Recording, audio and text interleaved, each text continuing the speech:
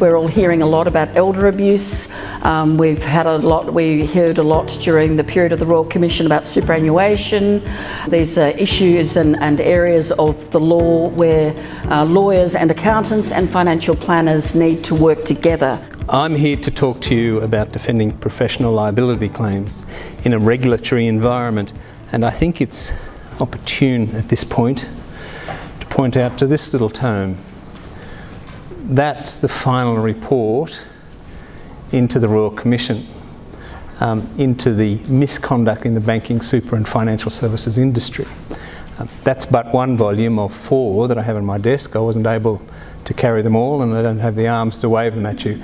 But that's just the start. One of the bullets I've got there is it's always important to have a retainer document. In other words, a set of instructions, a pro forma that says, I'll do these things for you. I will do to the best of my ability. These are my fees. Gary Watson from Elliott Watson Financial Planning, and found the subject matters very interesting and very helpful, particularly in the present climate of increased regulations. Very good.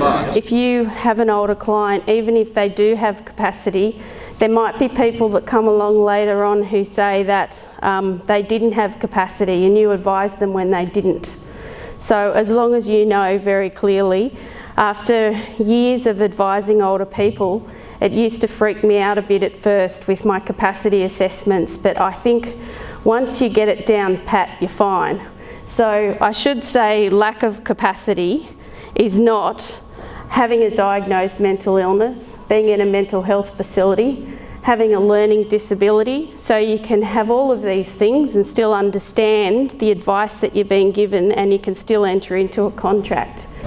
Steve Davidson, and I found it quite good. It's refreshing to listen to the lawyer's point of view from somewhat difficult accounting matters. So we will be looking at reversionary pensions, and there's some things around how to make sure that your documentation is right.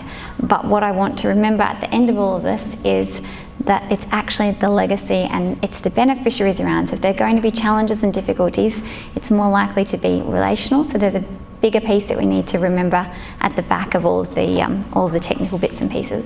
People aren't aware necessarily that your SIP will fall outside of their estate plan. So you need to be aware of that and tell people that actually just because they've written a will doesn't mean that their superannuation has been dealt with.